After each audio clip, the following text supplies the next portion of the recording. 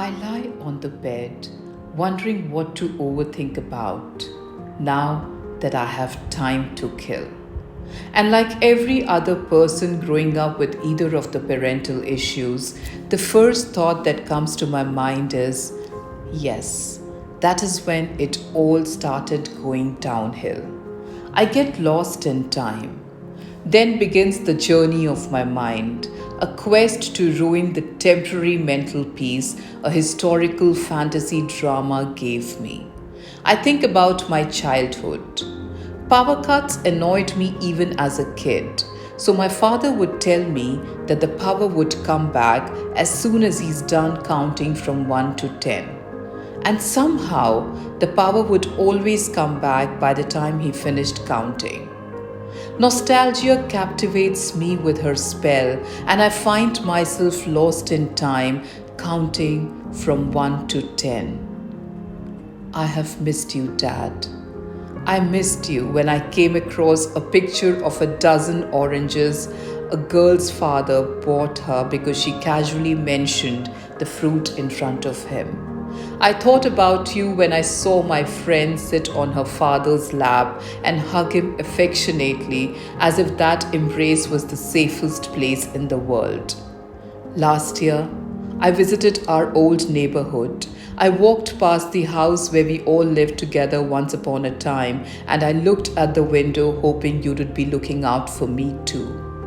I once woke up from a nap after dusk, and the gloominess reminded me of the evenings I would come home after playing with my friends to find you walking around the house faintly mumbling Hanuman Chalisa. At 15, when a stupid boy broke my heart, you weren't there to tell me I deserved someone better. On my annual day in 10th grade, I looked for you in the audience while receiving a trophy, but you never showed up. I could never read you, the first poem I ever wrote. I still cannot read you my poetry. I do not know why I keep accepting the apologies you don't make for everything you shouldn't have done and for not doing everything you should have. I'm so mad at you for depriving me of a father, let alone a good one. Because daddy issues aren't as funny as dark humor suggests they are. You became a father, but you could never ever become a dad. And that is on you. The count ends, the power comes back. As the fan speeds up, the sweat on my burning forehead goes away. Reality claims the throne, and I go back to the episode. As I get lost in the series, I feel unburdened. I realize that indifference sometimes arrives due to the transition from anger to forgiveness.